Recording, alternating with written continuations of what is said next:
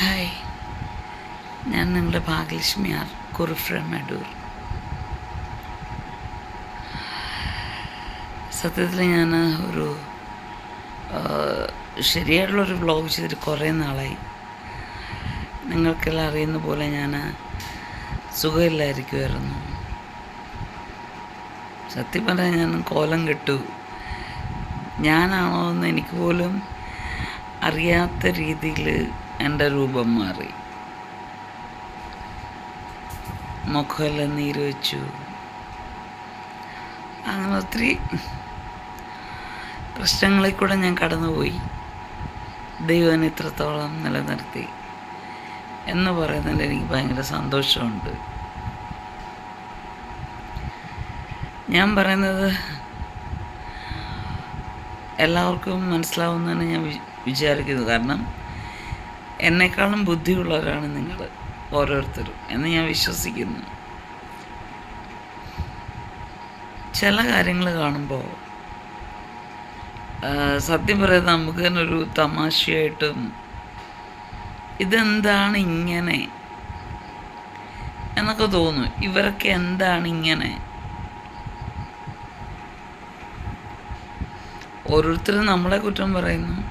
Okay, കുറ്റം പറയുമ്പോൾ നമ്മളൊരു സെൽഫ് അനലൈസിസ് അത് നമ്മൾ അനലൈസ് ചെയ്യാറുണ്ട്. അവർ പറയുന്നതിൽ വല്ല കാര്യമുണ്ടോ? ഞാനത് ചെയ്യാറുണ്ട്. അപ്പം അതിൽ നമുക്ക് ചില തെറ്റുകളും കുറ്റങ്ങളൊക്കെ നമുക്ക് തന്നെ കണ്ടുപിടിക്കാൻ പറ്റും. അത് ക്ലിയർ ചെയ്യേണ്ടതാണെങ്കിൽ ക്ലിയർ ചെയ്യണം. മറ്റുള്ളവർ പറയുന്ന എല്ലാം ശരിയാണ് എന്നൊരിക്കലും ചിന്തിക്കരുത്. നമുക്ക് ലോകം മുഴുവൻ എന്ത് പറഞ്ഞാലും നമുക്ക് വ്യക്തമായിട്ടറിയുന്ന ഒരു കാര്യത്തിൽ നിന്ന് നമ്മൾ വ്യതിചലിക്കാൻ പാടില്ല. അത് ഭീരുത്വമാണ്. കാരണം അതൊരു എന്താ പറയുക, പേഴ്സണാലിറ്റി ഇല്ലാത്തൊരു പ്രവൃത്തിയാണ്.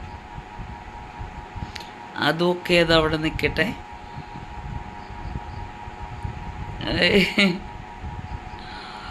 വീണ്ടും ഞാൻ ആത്മീയത്തിലേക്ക് തന്നെയാണ് വരുന്നത്. എൻ്റെ ഇന്നത്തെ വിഷയം ആത്മീയരുടെ ലിപ്സ്റ്റിക് എന്നുള്ളതാണ്.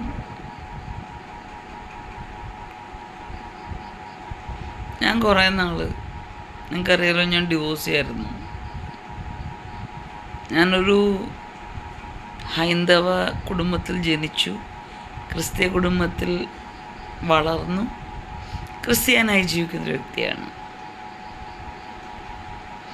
പ്രത്യേകിച്ചും പെന്തക്കോസ്തിൻ്റെ അനുഭവത്തിൽ ജീവിക്കുന്ന ഒരു വ്യക്തിയാണ് ഞാൻ.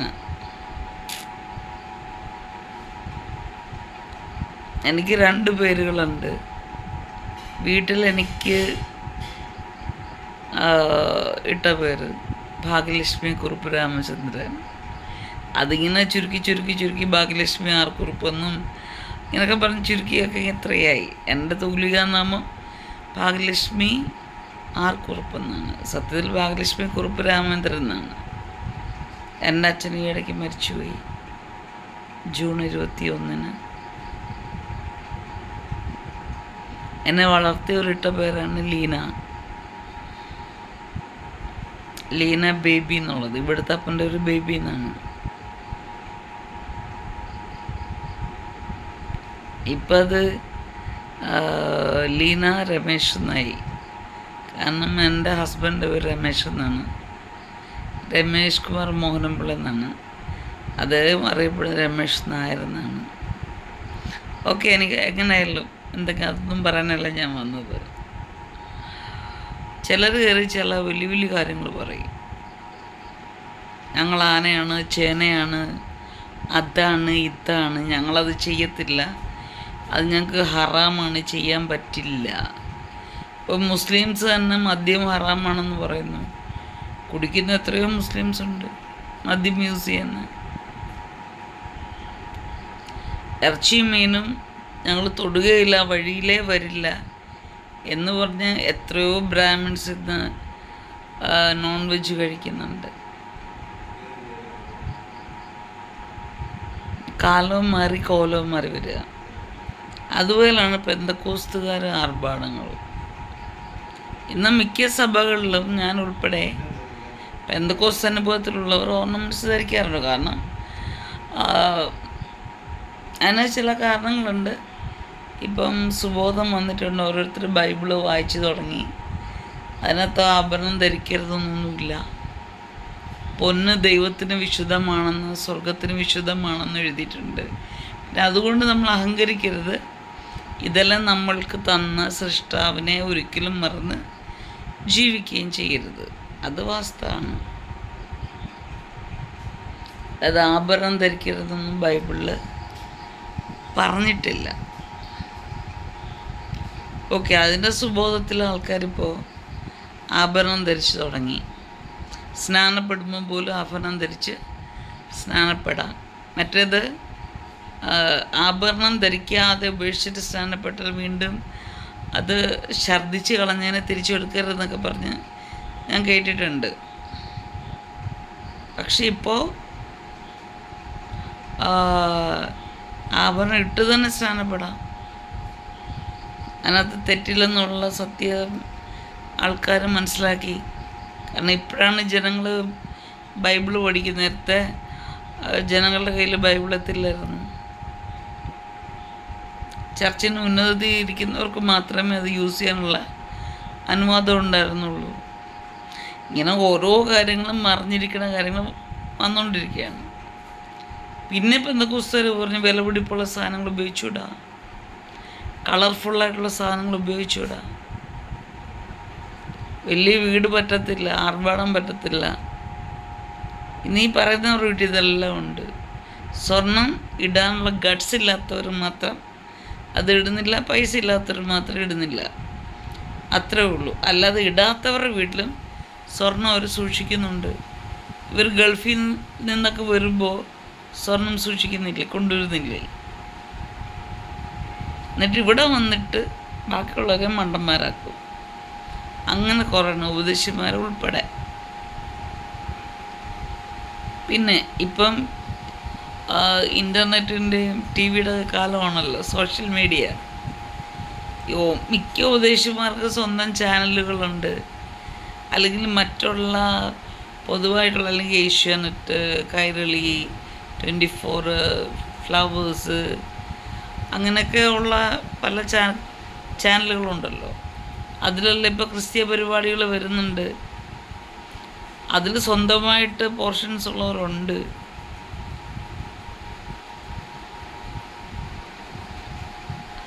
അപ്പോൾ അങ്ങനെ ഉള്ളവർ ക്യാമറയുടെ ഫ്രണ്ടിൽ വരുമ്പം അവർ ഒരുങ്ങിയേ പറ്റൂ. മുഖത്ത് പൗഡർ ഇടണം, ഇടരുതെന്ന് പഠിപ്പിക്കുന്നവനും ഇടണം. നിനക്ക് സോഷ്യൽ മീഡിയയിൽ കൂടി മറ്റുള്ളവരുടെ മുമ്പിൽ ഇത് പറയണമെന്ന് അതിട്ടേ പറ്റൂ. കാരണം ക്യാമറയുടെ മുമ്പിൽ ഇരിക്കുമ്പോൾ കറുത്ത് കുരങ്ങ് പോലെ ഇരിക്കാനൊന്നും പറ്റില്ലല്ലോ. അപ്പോൾ സ്വന്തമായിട്ടൊരു സൗന്ദര്യബോധമൊക്കെ ഉള്ളവരും ഇല്ലാത്തവരും ഒക്കെ ഇടേണ്ടി വന്നു. ജബർദസ്തി ഇട്ടു. അപ്പോൾ ലിപ്സ്റ്റിക്ക് ഇടേണ്ടി വന്നു. ചുണ്ടൊന്ന് ചെറുതായിട്ട് ചുമന്നിരുന്നേ പറ്റൂ. മേക്കപ്പിന് പൗഡറൊക്കെ ഇട്ടേ പറ്റൂ. അപ്പോൾ ഈ ഇവർ പറയുന്ന വിശ്വാസവും ഇത് തമ്മിൽ എന്താ ബന്ധം? സ്വർണ്ണം ഇടരുതെന്ന് പഠിപ്പിക്കുന്നവർ ഇടുന്നവരുടെ അടുത്ത് പോയി പണയം വെക്കാൻ സ്വർണം ചോദിക്കുന്നു. ഇവർക്ക് പ്രാർത്ഥിച്ചാൽ പോരെ? ഞങ്ങൾ വിശ്വാസത്തിലാണ് ജീവിക്കുന്നതെന്ന് പറയുമ്പോഴും ഇവരുടെ വിശ്വാസവും പ്രവൃത്തിയും തമ്മിൽ എന്താണ് ബന്ധം? എന്താണ് ബന്ധം? പ്രത്യേകിച്ച് പെന്തക്കോസ്തുകാരോടാണ് ഞാൻ ചോദിക്കുന്നത്.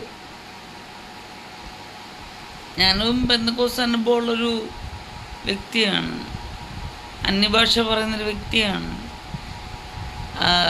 ആരാധിക്കുന്ന ഒരു വ്യക്തിയാണ്. അതിൽ വേറെ തമാശ എന്ന് പറയുന്നത്, ഞാനിപ്പോൾ 2 വർഷത്തോളമായി ഞാൻ ചർച്ചിൽ പോയിട്ട്. എൻ്റെ ഡാഡി, അതായത് സ്വർഗസ്നായ പിതാവ്, എന്നോട് ഡയറക്റ്റ് പറഞ്ഞ കാര്യം, ഒരു ദിവസം ഞാൻ പറയും നീ ചർച്ചയിൽ നിന്ന് ഇറങ്ങാൻ അതിനൊരു കാരണം ഉണ്ടാവും. അന്ന് നീ ഇറങ്ങിക്കോണം, നീ കയറുന്ന സമയത്ത് ഞാൻ പറയും, അന്ന് കയറിയാൽ മതി. ഓക്കെ, അങ്ങനെ ഒരു ഇഷ്യൂ ഉണ്ടായി. ഞാൻ ചർച്ചിൽ നിന്ന് കരഞ്ഞ് വിളിച്ച് ഞാൻ ഇറങ്ങിപ്പോന്നു. പരിശുദ്ധാത്മാദേവനോട് പറഞ്ഞു, മക്കളെ നീ പോ. എന്നിട്ട് നമ്മൾ മനുഷ്യരല്ലേ, കാരണം ഞാൻ ചീത്ത സ്ത്രീയാണെന്നാണ് അവർ പറഞ്ഞത്. ആയിക്കോട്ടെ, ഞാൻ ചീത്ത സ്ത്രീയാണ്, പിന്നെ വേറെ ആർക്കും നഷ്ടമൊന്നുമില്ലല്ലോ. ഇപ്പം എന്നാണ്ട് അമ്മ കിടന്ന് കരയുന്നു. ഓക്കെ, ഞാൻ ചീത്ത സ്ത്രീയാണ്, എനിക്ക് കുറവുകളുണ്ട്, പ്രശ്നങ്ങളുണ്ട്, ഇല്ലെന്ന് ഞാൻ പറഞ്ഞു.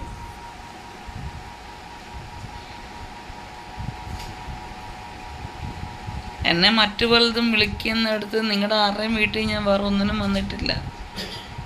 നിങ്ങളുടെ ഭർത്താക്കന്മാരെയോ നിങ്ങളുടെ മക്കളെയോ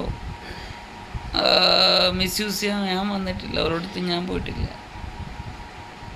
ഇങ്ങോട്ട് പലരും വന്നിട്ടുണ്ട്, ഞാൻ ഒറ്റയ്ക്ക് ജീവിക്കണ സ്ത്രീ എന്നും പറഞ്ഞ്.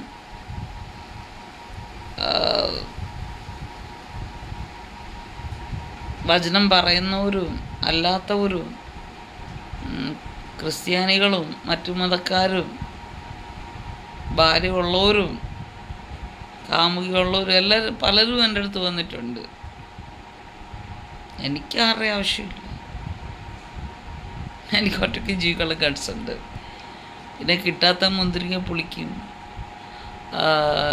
എനിക്കെന്താ, എവിടെയെങ്കിലും പോയി എനിക്ക് പുളിക്കൂ?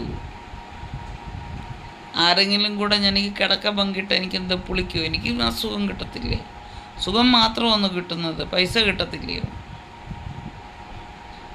അതുകൊണ്ടല്ലേ എൻ്റെ വീട് ഇന്നും 12 ലക്ഷം രൂപയ്ക്ക് ജപ്തി കിടക്കുന്നത്. എൻ്റെ ഓഫീസ് ഇന്നും ശരിയായിട്ടില്ല. കാരണം ഇത്രയും വർഷം വർക്ക് ചെയ്ത പണം എൻ്റെ എനിക്ക് 3 ആക്സിഡൻറ്റ് വന്നാണ്. അതായത് എൻ്റെ ഹസ്ബൻഡ് എൻ്റെ യൂട്രസിൽ ചവിട്ടി താഴ്ത്തിയതാണ്, അതിനെല്ലാം ചികിത്സിച്ച് ഭേദമാക്കിയതാണ്. കയ്യിൽ പൈസ ഇരിക്കുമോ?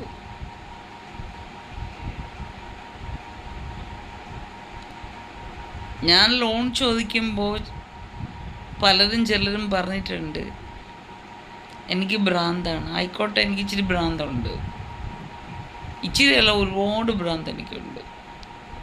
നിങ്ങളുടെ ആരെയും തലയിലോട്ട് ഞാൻ വരുന്നില്ലല്ലോ.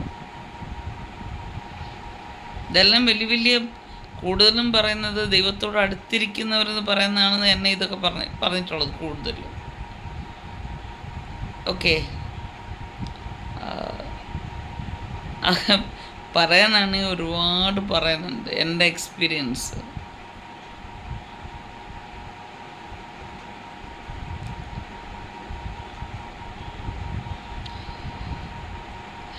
അങ്ങനെയൊക്കെ പോട്ടെ, ജീവിതമല്ലേ. അപ്പോൾ ഒരു മനസ്സിനെ വേദനിപ്പിക്കരുത് എന്നുള്ളതാണ് ദൈവം നമ്മളെ പഠിപ്പിച്ചത്. കൂടുതലും ദൈവത്തിന് പുറകെ നടക്കുന്നവരാണ്, അവർ വലിയ ആളാന്ന് പറഞ്ഞ് നടക്കുന്നവരാണ് എന്നെ കൂടുതൽ വേദനിപ്പിച്ചിട്ടുള്ളതും എൻ്റെ ജീവിതം തകർത്തിട്ടുള്ളതും. പക്ഷെ എനിക്ക് എൻ്റേതുള്ളൊരു മാന്യതയുണ്ട്. 2 കാര്യം ഞാൻ പറയാം, ഇടയ്ക്ക് ഞാൻ പറഞ്ഞിട്ടുള്ളതാണ്. നമ്മൾ പറയുന്ന ആത്മീയറ ലിപ്സ്റ്റിക്കാണ് ഞാൻ പറഞ്ഞു വന്നത്.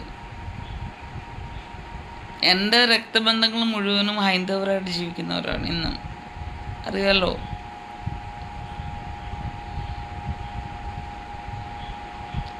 ഹൈന്ദവർക്കൊരു പേടിയുണ്ട് ദൈവത്തെ. അവരെവിടെ ഉരുണ്ടായാലും അത് സത്യമാണോ കള്ളമാണോ എന്തുവാണോന്ന് അവർക്ക് അറിയത്തില്ലെങ്കിൽ പോലും ദൈവം എന്ന് കേട്ട ഒരു പേടിയുണ്ട്. ക്രിസ്ത്യാനികളെക്കാളും അവർ ദൈവത്തെ ആരാധിക്കും, എങ്ങനെ വേണമെങ്കിലും ആരാധിക്കും, തുള്ളിച്ചാടിയോ തലകുത്തി മറിഞ്ഞോ, ആ ഒരു രക്തം എന്നിലുണ്ട്.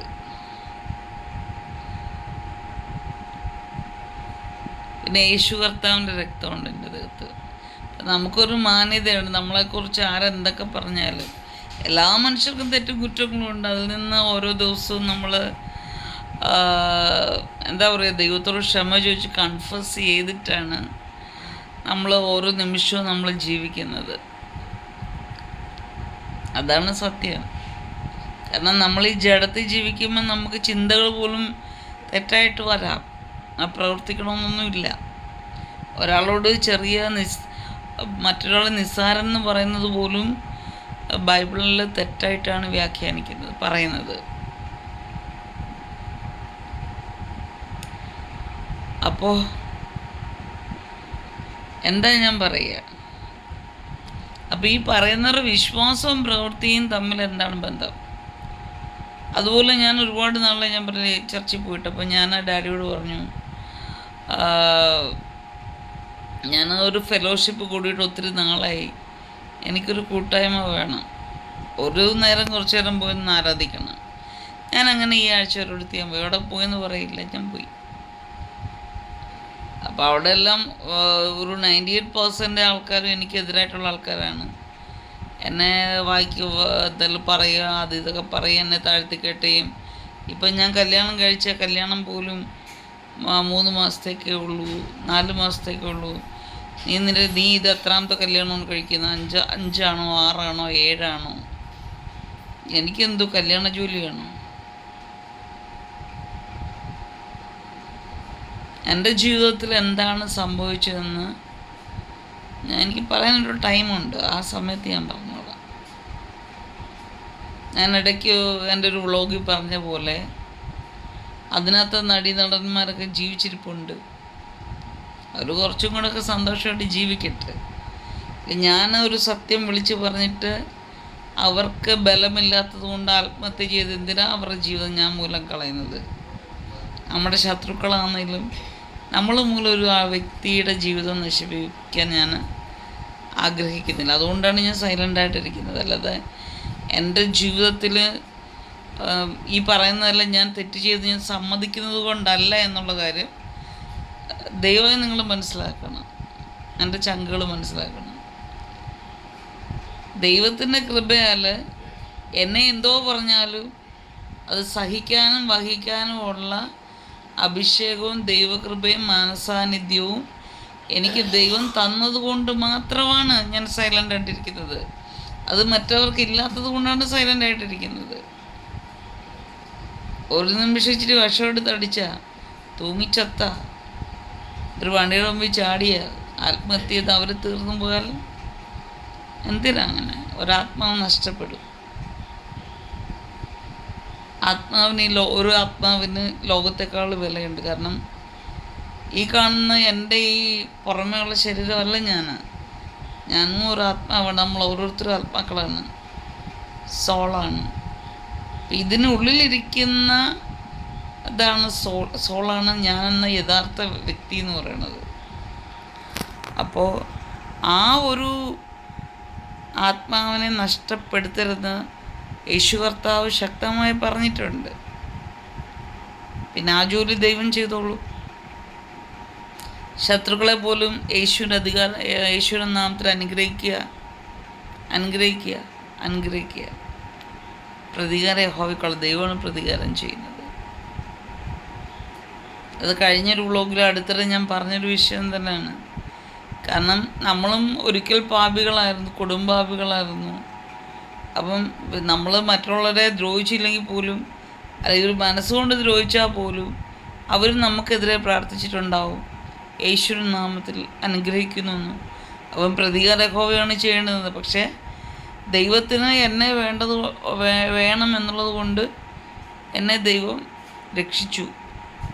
കുറച്ചടിയും വഴക്കൊക്കെ പറഞ്ഞിട്ട് എന്നെ കൈപിടിച്ച് ഉയർത്തി. അപ്പം നമ്മുടെ ശത്രുക്കളിലും ദൈവം സ്നേഹിക്കുകയും ദൈവം ആഗ്രഹിക്കുകയും ചെയ്ത ആൾക്കാരുണ്ടല്ലേ. അപ്പോൾ അതവിടെ ഇരിക്കട്ടെ. പക്ഷെ വിശ്വാസികൾ എന്ന് പറയുന്നത് തന്നെ വിശ്വാസമുള്ളവരെയാണ് വിശ്വാസികൾ എന്ന് പറയേണ്ടുന്നത്. അല്ലാതെ അവരെ വിശ്വാസികൾ എന്ന് പറയേണ്ട യാതൊരു കാര്യവും ഇല്ല. അത് ഞാനായപ്പോലും എന്നെയായപ്പോലും.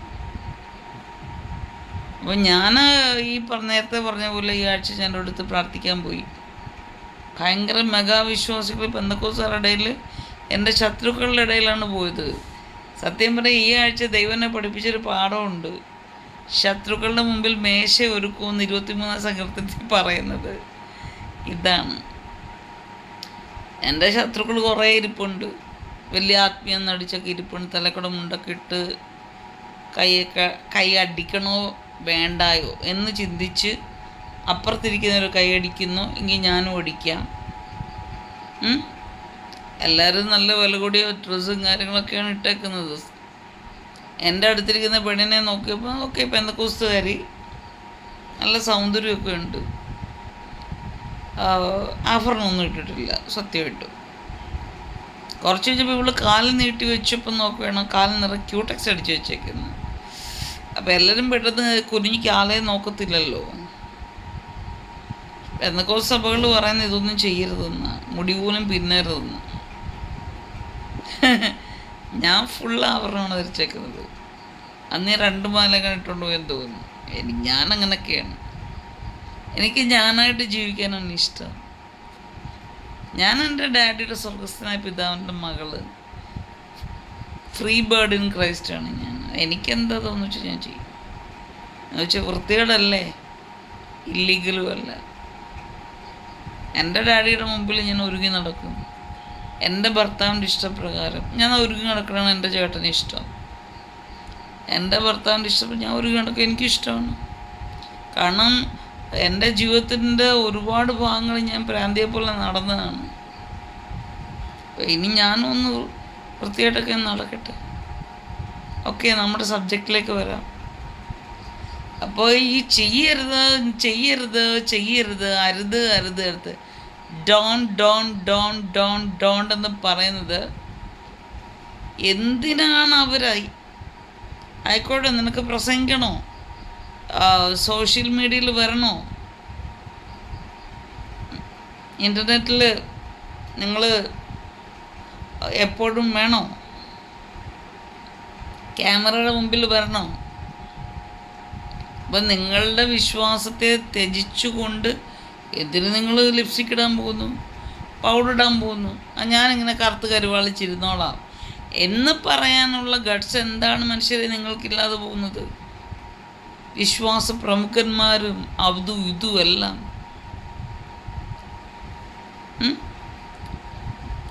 മുടിയും കറുപ്പിച്ച് നിങ്ങളുടെ ഉള്ള നര കാണിച്ചുകൊണ്ട് ഇപ്പം എൻ്റെ മുടിയൊക്കെ നിറച്ച് വരുന്നുണ്ട്. ഞാനിപ്പം ചെറുതായിട്ട് ഡൈ ഒക്കെ ഇടും.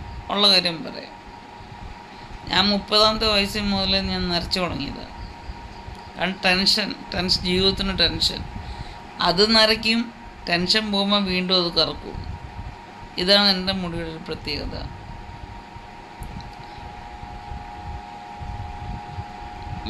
കാരണം എൻ്റെ മുടി 7 വട്ടം തല 7 വട്ടം മൊട്ടയടിച്ചതാണ്. എൻ്റെ പിരിയെല്ലാം ഇളകിപ്പോയതായിരുന്നു.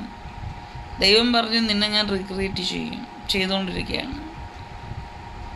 I M in the hands of almighty my daddy. അതാണ് എൻ്റെ പ്രിവിലേജ്, എൻ്റെ പദവി അതാണ്. യേശു കർത്താവിൻ്റെ ക്രൂശാണ് എൻ്റെ പ്രശംസ. അല്ലാതെ പെന്തക്കോസ്തുകാരുടെ പള്ളികളും അവർ പറയണതൊന്നുമല്ല എനിക്ക് വലുത്. ഓക്കെ, ഞാൻ ചിലപ്പോൾ ഇതിൻ്റെ ഇടയ്ക്കൊക്കെ ഇപ്പോൾ കുറച്ച് നാളുകൊണ്ട് എൻ്റെ മുടി കിളിച്ച് വരുന്നു.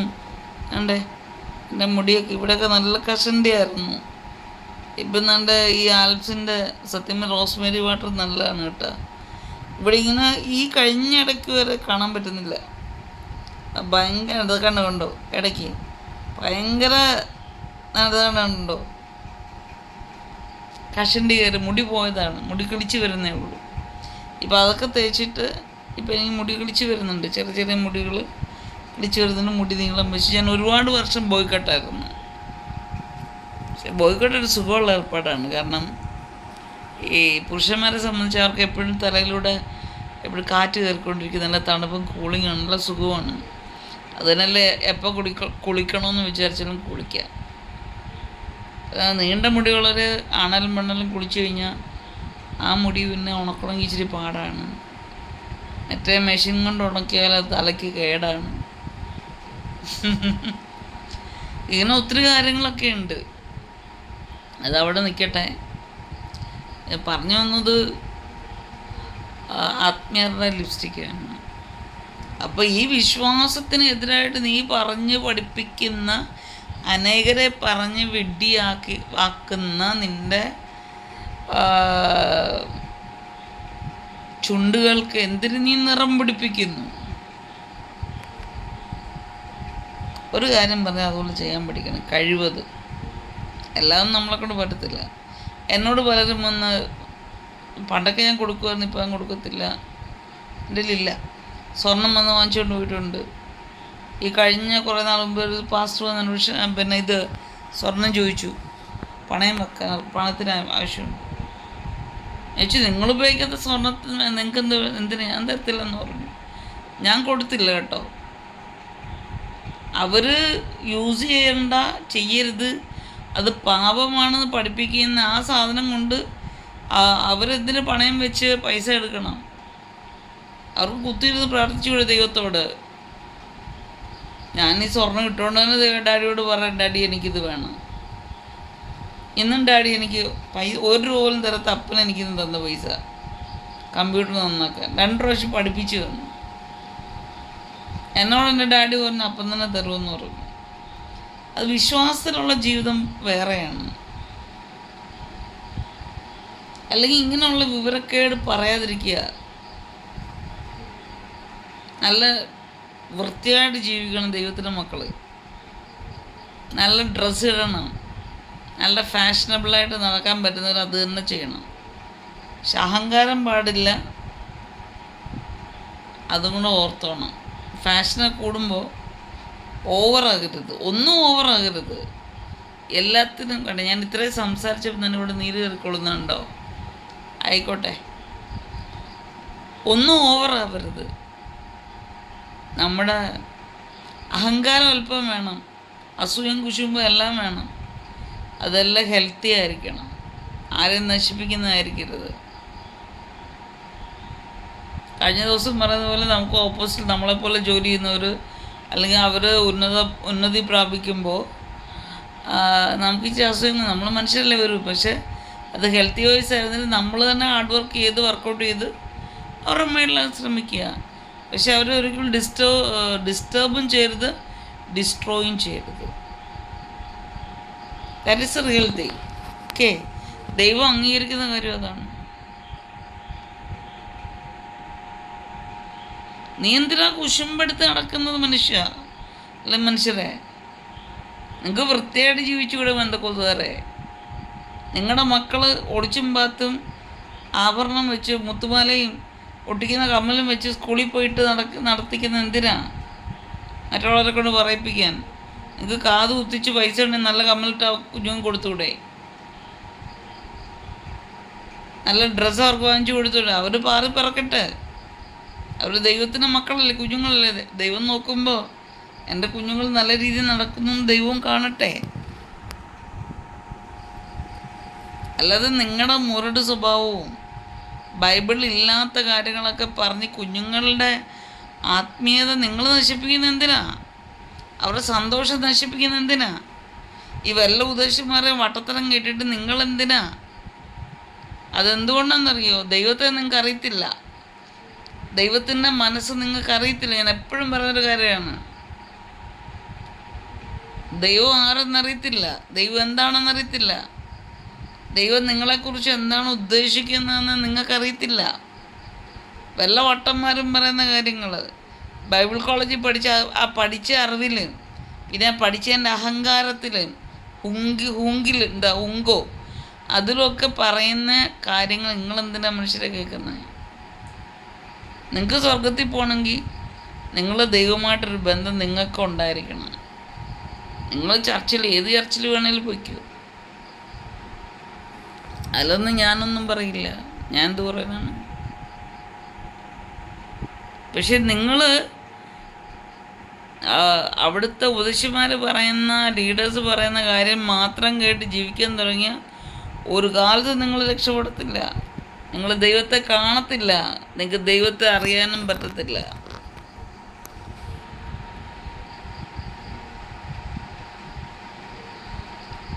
മാന്യമായിട്ട് ജീവിക്കണം ദൈവത്തിൻ്റെ മക്കൾ. ഈ ആവശ്യമില്ലാത്ത ദുരുപദേശം മറ്റുള്ളവരോട് പറയരുത്. ജാതികളെന്ന് നിങ്ങൾ വിളിക്കുന്ന ഹിന്ദുക്കളോടും മുസ്ലിങ്ങളോടും അല്ല മറ്റു മതസ്ഥരോടും യേശു അങ്ങനെയാണ്, യേശുവിനെ അറിയണമെങ്കിൽ ആഭരണം ഊരണമെന്നും ലിപ്സ്റ്റിക്ക് ഇടരുതെന്നും കളർ ഡ്രസ്സ് ഇടരുതെന്നും നിങ്ങൾ വലിയ കാറിൽ കയറരുതെന്നും ഒന്നും ഉള്ള വിഡ്ഢിത്തം ഇനിയെങ്കിലും പറയാതിരിക്കണം. പ്രത്യേകിച്ച് നിങ്ങൾ വലിയ ആളാണ്, മറ്റുള്ളവരെല്ലാം വിഡ്ഢികളാണെന്നുള്ള രീതിയിലുള്ള സംസാരം ഇന്ന് നിർത്തിക്കോണം. പെന്തക്കോസുകാർ, ക്രിസ്ത്യാനികൾ നിർത്തണം, പ്രത്യേകിച്ച് പെന്തക്കോസുകാർ. മറ്റ് ക്രിസ്ത്യാനികൾ ഇപ്പോൾ പെന്തക്കോസുകാരനും വെള്ളം അടിച്ച് കൂത്താടുന്ന എത്രയോ പേരുണ്ട്. എൻ്റെ ഭർത്താവ് വെള്ളം അടിക്കും, പെണ്ണ് പിടിക്കും, ഒക്കെ ചെയ്യുമായിരുന്നു. ഇതിൻ്റെ ഇടയ്ക്കങ്ങ് പറഞ്ഞെന്നേ ഉള്ളൂ. പെന്തക്കോസ്തുകാരനാ, അതിന് കുറ്റം മൊത്തം എൻ്റെ തലേ വന്നു. ഞാൻ വ്യഭിചരിച്ചു നടക്കും. ആയിക്കോട്ടെ, എൻ്റെ ഇവിടുത്തെ ക്യൂ ആണ്. ഞങ്ങളുടെ വീട്ടിൽ വന്ന് നോക്കിയാൽ മതി വീട് കിടക്കുന്നത്.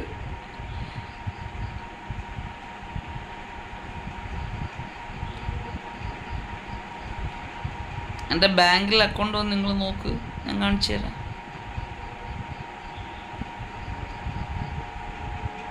അപ്പോഴേക്കും ഇയാൾ ജോലി ചെയ്തു പൈസ ഉണ്ടാക്കി. 5000 രൂപ വരുമ്പോൾ മെഷീൻ കേടാ കഴിഞ്ഞാൽ 7000 രൂപ അതിനുണ്ടാക്കണം. അപ്പോഴേക്കും അതിൻ്റെ മഷി തീരുന്നത്. കാർട്രിഡ്ജ് മാറണം, 2500 രൂപ കൂട്ടിക്കോ. അപ്പോഴത്തേക്ക് ചെറിയ മെഷീൻ കേടായി കഴിഞ്ഞാൽ അതിൻ്റെ മഷിക്കെല്ലാം കൂടെ 3000 രൂപ. അപ്പോഴും പേപ്പർ തീരും, എനിക്ക് അസുഖം വരും. വർക്ക് ഓരോ മനുഷ്യർ നമ്മളെ ചവിട്ടിക്കൊന്നാണ്, ശ്വാസം മുട്ടിച്ചാണ് ചിലർ വർക്ക് ചെയ്യിക്കുന്നത്. പക്ഷെ പൈസ തരത്തില്ല. അപ്പോഴ് ഇന്നും പൈസ തരാത്ത ഒത്തിരി കസ്റ്റമേഴ്സ് എനിക്കുണ്ട്. ഞാൻ ഈ പൈസ ഇല്ലാതെ ബുദ്ധിമുട്ടുമ്പോഴും ചികിത്സയ്ക്ക് ഒരുപാട് പൈസ പോയി. ഓക്കെ, അതൊന്നുമല്ലല്ലോ നമ്മുടെ വിഷയം. പെന്തക്കോസ്തുകാർ ലിപ്സ്റ്റിക്ക്. ഇന്ന് മിക്ക പെന്തക്കോസ്തുകാർ, സത്യം പറഞ്ഞാൽ ഞാൻ പണ്ട് വടക്കേന്ത്യയിൽ പോയപ്പോൾ ഒരു മീറ്റിങ്ങിന് പോയപ്പോൾ ഒരു അറിയപ്പെടുന്ന വലിയൊരു ദൈവദാസൻ, അവർ വടക്കേന്ത്യയിലാണ് താമസിക്കുന്നത്, ലോകം മുഴുവൻ അറിയപ്പെടുന്ന ദൈവദാസനാണ്. ഞാനും വിചാരിച്ചിരിക്കുന്ന അവരൊക്കെ സിമ്പിൾ ലൈഫാണ് ജീവിക്കുന്നത്. പക്ഷെ അവിടെ ചെന്നപ്പോൾ പുള്ളിയുടെ മക്കളൊക്കെ ലിപ്സ്റ്റിക്ക് ഇട്ട് മുടിയൊക്കെ സ്ട്രെയിറ്റ് ചെയ്ത് പിരിയൊക്കെ കട്ട് ചെയ്ത് അവർ വന്ന് പ്രസംഗിക്കെടുക്കുകയും ചെയ്യുമ്പോൾ ഞാൻ ഞെട്ടിപ്പോയി.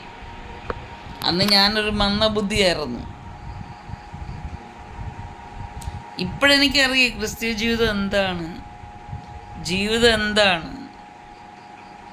അല്ല ജീവിതത്തിൻ്റെ ഓരോ കാര്യങ്ങൾ എന്താണെന്ന് ഇപ്പം എനിക്ക്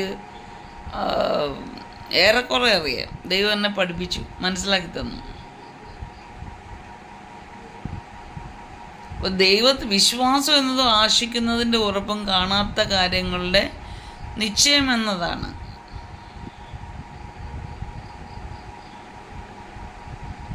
നമ്മൾ ഒരു കാര്യം ആഗ്രഹിക്കുന്നു, അത് നമുക്ക് ലഭിക്കുമെന്നുള്ളൊരു ഉറപ്പ്.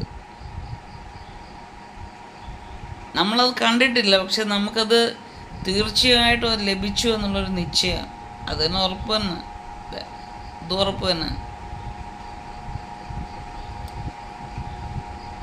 അതാണ് വിശ്വാസത്തിൻ്റെ ഡെഫിനേഷൻ ബൈബിളിൽ കൊടുത്തേക്കുന്നത്. എബ്രായ ലേഖനമെന്ന് തോന്നുന്നു, 10ാം അധ്യായം തോന്നുന്നു. വിശ്വാസം എന്നതോ ആശിക്കുന്നതിൻ്റെ ഉറപ്പും കാണാത്ത കാര്യങ്ങളുടെ നിശ്ചയമാണ്. ആ നിശ്ചയത്തിൻ്റെ വേറൊരു വർഷം തന്നെയാണ് ഉറപ്പെന്ന് പറയുന്നത്. തിരിച്ചു ആ ഒരു വിശ്വാസമാണോ ഇന്ന് സഭകളിലുള്ളത്?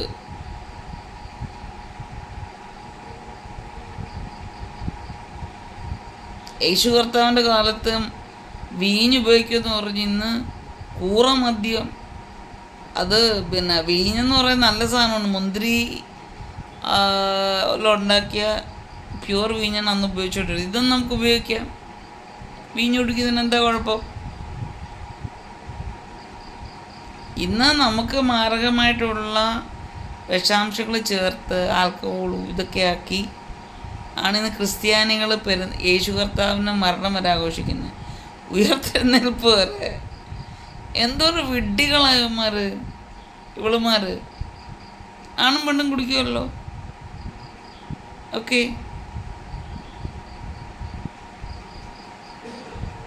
ഇത് എന്തൊരു ലോകമാണിത്.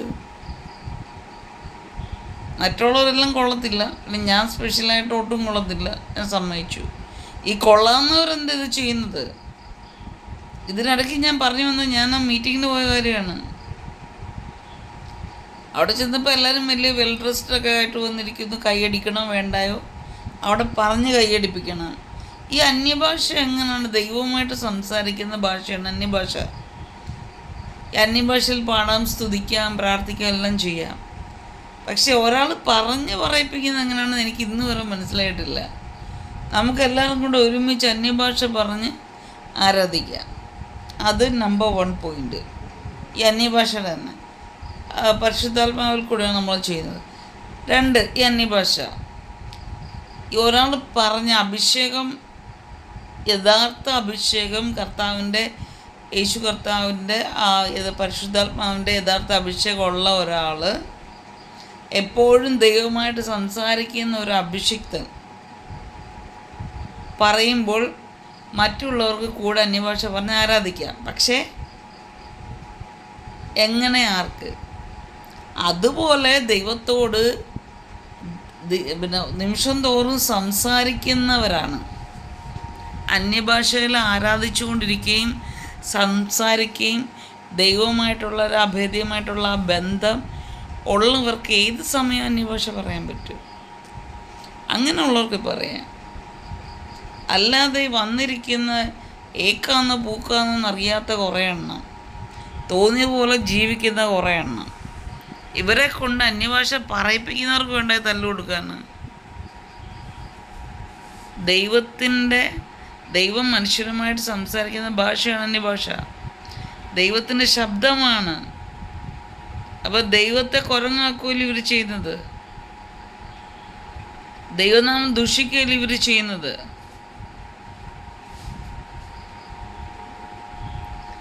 ആത്മീയം എന്ത് നിങ്ങളുടെ കയ്യിലിട്ട് തട്ടാനുള്ള സാധനമാണ്. ദൈവം എന്ന് പറയുന്നത് നിങ്ങൾ 2 വാക്ക് അല്ലെങ്കിൽ സെമിനാരിൽ പോയി പഠിച്ച് അല്ലെങ്കിൽ ഇത്രയും വർഷമായി ശുശ്രൂഷിക്കുക. എന്തോ നിങ്ങൾ ശുശ്രൂഷിച്ചത്? ഇതൊക്കെ എനിക്ക് ശുശ്രൂഷിച്ചത് ലക്കേടും ലെവൽ കേടും. നിങ്ങളെന്തോ ദൈവത്തെ എടുത്ത് തട്ടാമെന്ന് നിങ്ങൾ വിചാരിക്കുന്നുണ്ടോ? ഇപ്പം ഞാൻ അവിടെ ചെന്നപ്പോൾ ഞാൻ കണ്ടത്, കഴിഞ്ഞ പ്രാവശ്യമൊക്കെ ഞാൻ പോയപ്പോൾ ആ ദൈവമനുഷ്യൻ വന്ന് പ്രസംഗിക്കാൻ വന്ന മനുഷ്യന് ഒരു സ്പിരിച്വാലിറ്റിയൊക്കെ ഉണ്ടായിരുന്നു. ഇപ്രാവശ്യം ഞാൻ നോക്കിയപ്പോൾ അഭിഷേകത്തിൻ്റെ ഒരു ലാഞ്ചനയില്ല, പുള്ളിക്ക് തളർച്ചയുണ്ട്. പുള്ളി തന്നെ ബന്ധനത്തിൽ കിടക്കുക. ദൈവം എന്നെ കുറേ കാഴ്ചകൾ കാണിച്ചു. ഇത് കഴിഞ്ഞ് ഞാൻ അദ്ദേഹം ഇറങ്ങിയപ്പോൾ കൂടെ ഇറങ്ങി. കാരണം അല്ലാതെ അദ്ദേഹത്തോട് പറയാൻ പറ്റത്തില്ലല്ലോ. നമ്മളെ കണ്ട ആരാ മൈൻഡ് ചെയ്യുന്നത്? നമ്മൾ ഭ്രാന്തി പൊട്ടി അവരുടെ ഇടയിൽ ആഭരണമൊക്കെ ധരിച്ചു പോയിരിക്കുന്നൊരു വ്യക്തി. അവരെ കണ്ണിൽ നമ്മൾ അവിശ്വാസി. ഓക്കെ, നമ്മൾ എന്തെങ്കിലും ആയിക്കോട്ടെ, എക്സർവ് ചെയ്യും. എൻ്റെ പദത്തിന് പുറകെ ചെന്ന് വിളിച്ച് 1 മിനിറ്റ് നിൽക്കണമെന്ന് നിന്നില്ല. ചിലർക്ക് നമ്മുടെ മുമ്പിൽ നിൽക്കാൻ പറ്റത്തില്ല. കാരണം നമ്മുടെ ഉള്ളിലിരിക്കുന്നവനെ ഫേസ് ചെയ്യാൻ അവർക്ക് പറ്റത്തില്ല. ഈ വെള്ളം ഇട്ടുകൊണ്ടിരിക്കുന്നവരുടെ ദേഹത്ത് മാത്രമാണ് അഭിഷേകമുള്ളത്, കർത്താവ് വസിക്കുന്നത്. മനസ്സ് ശുദ്ധിയുള്ളവരുടെ ഹൃദയത്തിലാണ്, ഹൃദയം ശുദ്ധിയുള്ളവരുടെ ശരീരത്തിലാണ്, ഹൃദയത്തിലാണ് ദൈവം വസിക്കുന്നത്. മനുഷ്യരായി ജീവിക്കുന്ന, ദൈവത്തെ ഭയക്കുന്ന, യേശു കർത്താവിൻ്റെ രക്തത്താൽ കഴുകൽ പ്രാപിച്ച, പരിശുദ്ധാത്മാവിൽ നിറയപ്പെട്ട, മനുഷ്യത്വമുള്ള വ്യക്തികൾ മേലൊക്കെയാണ് ദൈവത്തിൻ്റെ ആത്മാവ് വസിക്കുന്നത്. ഇനി എന്ന ഈ വിഡ്ഢികൾ പഠിക്കുന്നത്? ഞാൻ ചെന്നപ്പോൾ എന്നെക്കാൾ 100 മൈൽ സ്പീഡിൽ ഓടി. ഞാൻ പിന്നെ പോയില്ല. ഇപ്പം ഞാൻ അങ്ങനെയൊക്കെയാണ്. ഞാൻ തിരിഞ്ഞു നടന്നു. എൻ്റെ അടുത്തൂടെ കാറിൽ കയറിപ്പോയി. കാറിലേക്ക് പോലും ഞാൻ തിരിഞ്ഞു നോക്കിയില്ല. കോട്ടെ, എനിക്കെന്താന്ന് ഇഷ്ടം. അപ്പം ഞാൻ വിചാരിച്ചു അതെനിക്ക് വിഷമം വന്നെങ്കിൽ ദൈവത്തിൻ്റെ സമയമായിട്ടില്ല. ഇപ്പം എന്തിനാ അമ്മയും അച്ഛനെയൊക്കെ പറഞ്ഞ്, അമ്മയെ പറഞ്ഞ് വലിയ വലിയ സിനിമാ നടന്മാരെ പറയാം, അവർ പോലും നമ്മൾ ഓടിച്ചെന്ന് കഴിഞ്ഞാൽ അവർ നിൽക്കും, ചിലർ കാര്യം പറയും. ഇപ്പോഴത്തെ സുവിശേഷ സെലിബ്രിറ്റികളെന്ന് വെച്ച് കഴിഞ്ഞാൽ അത് ഏക്കോ പൂക്കോ അറിയാത്ത 23 സംഘത്തിനും പോലും അറ്റവും മൂലം പറയുന്നവർ പോലും ജാട നിങ്ങൾ കണ്ടു കഴിഞ്ഞാൽ, ഈ പാർട്ടികളാണ് നിങ്ങൾ അത് ചെയ്യരുത്, ഇത് ചെയ്യരുത്, നിങ്ങൾ അങ്ങനെ മാത്രമേ ചെയ്യാവൂ എന്ന് പറഞ്ഞിട്ടാണ് ഈ ലിപ്സ്റ്റിക്ക് വിട്ടുകൊണ്ട് നടക്കുന്നത്.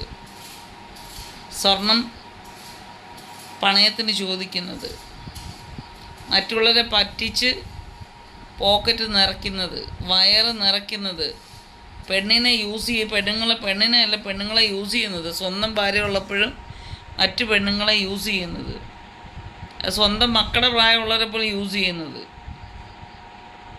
ഈ കള്ളന്മാരാ. അല്ലാതെ ആർക്കെങ്കിലും പറയാൻ പറ്റുമോ? നിങ്ങൾ ഓരോരുത്തരും അറിയണം, ഞാൻ വലിയ ആളൊന്നുമല്ല, നമ്മളാരും വലിയ ആൾക്കാരല്ല. ദൈവം മാത്രമേ ഉള്ളൂ വലുത്. ദൈവം മാത്രമേ ഉള്ളൂ വലുത്. ജീവനുള്ളൊരു ദൈവമുണ്ട്. ഞാൻ അനുഭവിക്കുന്നതാ. ഓരോ നിമിഷവും ഞാൻ വിശ്വാസത്തിൽ ജീവിച്ചുകൊണ്ടിരിക്കുന്ന ഒരു വ്യക്തിയാണ്. എന്നെ ഹെൽപ്പ് ചെയ്യാൻ അങ്ങനെ അധികം ആരുമില്ല. അധികമൊന്നുമില്ല, മനുഷ്യരുടെ ഇടയിൽ ആരുമില്ല. ഇവരുടെ ഇടയിലുള്ളവർ എന്നെ വിവാഹം കഴിച്ച് എന്നെ ചതിച്ചവരാ. ഞാനൊരു ഹൈന്ദവനെ മനുഷ്യനെ കെട്ടിയതിനാൽ എനിക്ക് 6ാമത്തെ 7ാമത്തെ കല്യാണമാണ്. ഞാൻ അങ്ങനെ നടക്കുന്നതാണ്. ഇതെന്ന് വരെ പോകുമെന്ന് കാണാം എന്നൊക്കെ എന്നെ വിളിച്ച് പ്രാകുകയും ശപിക്കുകയും ചെയ്തുകൊണ്ടിരിക്കുക. ദൈവവിധം ഉണ്ട്, അതൊക്കെ എന്നോട് ജീവിക്കട്ടെ, ഇല്ലെങ്കിൽ പോട്ടെ. അല്ലെങ്കിൽ ഞാൻ ഇപ്പം എന്ത് പറയാനാണ്?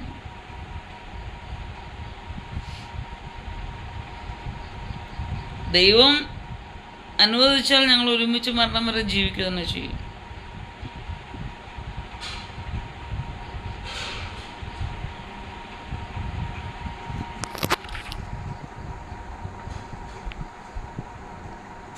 അതുകൊണ്ട് പ്രിയ ഓവർ വിശ്വാസികളെ, ക്രിസ്ത്യാനികളെ, പെന്തക്കോസുകാരെ, ഏത് മതസ്ഥരും ആയിക്കോട്ടെ, ഏത് ജാതിയും ആയിക്കോട്ടെ, എല്ലാത്തിനും ഒരു ലിമിറ്റുണ്ട്. അതുപോലെ നിങ്ങൾ പറയണ കാര്യം, കാരണം ഞാനിങ്ങനെ പറയുമ്പോൾ ഒരു വിരൽ മാത്രമേ നിങ്ങളിലേക്ക് ചൂണ്ടുന്നുള്ളൂ, ബാക്കി എല്ലാ വിരലുകളും എൻ്റെ നെഞ്ചിലോട്ട് തന്നെ. കാരണം ഒരു പൊങ്കാല ഞാൻ നിങ്ങൾക്ക് ഇടുമ്പോൾ ബാക്കി 4 പൊങ്കാല ഞാൻ തന്നെ എൻ്റെ നെഞ്ചിലോട്ട് ഞാൻ ഇടുക. അതാണ് എൻ്റെ അർത്ഥം. അപ്പോൾ ഒരു വാക്ക് നമ്മുടെ നാവിൽ നിന്ന് പുറത്ത് വന്നാൽ അതെങ്ങോട്ടെങ്കിലും പോയി പ്രവർത്തിച്ചിട്ടേ വരൂ. ഒന്നിൽ നിന്നിലേക്ക് അല്ലെങ്കിൽ എന്നിലേക്ക് തന്നെ അത് മടങ്ങി വരും. അതെന്നെ ഇല്ലാതാക്കും. പിന്നെ നമ്മൾ മനുഷ്യർ മറവിയുള്ളവരാണ്, കുറവുള്ളവരാണ്. തെറ്റുകൾ സംഭവിക്കുക. ആ തെറ്റുകൾ സംഭവിക്കുമ്പോൾ, അല്ലെങ്കിൽ ആരോ ഓർമ്മ പെട്ടെന്ന് വരുമ്പോൾ, അല്ലെങ്കിൽ മറ്റൊരാൾ ആ തെറ്റിനെ ചൂണ്ടിക്കാണിക്കുമ്പോൾ ആ തെറ്റുകളെ തിരുത്തി നല്ലതാകാനുള്ളൊരു താഴ്മയുള്ളൊരു ക്വാളിറ്റിയുള്ള പേഴ്സണാലിറ്റിയുള്ള ഒരു മനസ്സ് എനിക്ക് നിനക്ക് ഉണ്ടാകാൻ വേണ്ടി നമുക്ക് ദൈവത്തോട് പ്രാർത്ഥിക്കാം. വിഡ്ഢിവേഷങ്ങൾ അഴിച്ചു വെക്കുക, ഇല്ലാത്ത ചമയങ്ങൾ ഉണ്ടാക്കി നടക്കുകയോ ആവശ്യമില്ലാത്തത് കെട്ടിപ്പൊക്കി നടക്കുകയോ ചെയ്യാതിരിക്കുക. സന്തോഷമായിട്ട് ദൈവം തരുന്ന എല്ലാ നന്മകളും നശിപ്പിക്കാതെ അതിനെ കാത്തു സൂക്ഷിച്ച് നമുക്കും കുറച്ച് അല്പം ഉണ്ടെങ്കിൽ നമ്മുടെ കൂടെ ഉള്ളവർക്കും നൽകി സന്തോഷത്തോടെ സമാധാനത്തോടെ ജീവിക്കാൻ ഈ നാളുകളിൽ ദൈവം നമ്മളെ അനുഗ്രഹിക്കട്ടെ എന്ന് ആത്മാർത്ഥമായി ആഗ്രഹിക്കുകയും പ്രാർത്ഥിക്കുകയും ചെയ്യുന്നു. ദൈവത്തിൻ്റെ ഹിതം അനുസരിച്ച് നമുക്ക് പരസ്പരം സ്നേഹിച്ച് സന്തോഷത്തോടെ ജീവിക്കാം. എപ്പോഴാണ് മുല്ലപ്പെരിയാറൊക്കെ പൊട്ടി വരുമെന്ന് അറിയാൻ പറ്റത്തില്ല. നമ്മളിരിക്കണ വീടിൻ്റെ അടിയിൽ കൂടെ എപ്പോഴാണ് മണ്ണിളകി നമ്മളെ പൊക്കിയെടുത്ത് ഫൗണ്ടൻ പോലെ എടുത്തെറിയെന്ന് പറയാൻ പറ്റില്ല ഈ കാലത്ത്. കാരണം പ്രകൃതി നശിച്ചിരിക്കുന്നു, മനുഷ്യൻ പ്രകൃതിയെ നശിപ്പിച്ചിരിക്കുന്നു. അതിൻ്റെ റേഷ്യോയും പ്രപ്പോർഷൻസും ഒക്കെ വരികയാണ്. അതുകൊണ്ട് സ്റ്റേ ട്യൂൺഡ്. നീ കാണും വരെ good bye, good night. Thank you very much. Love you all in Jesus Christ.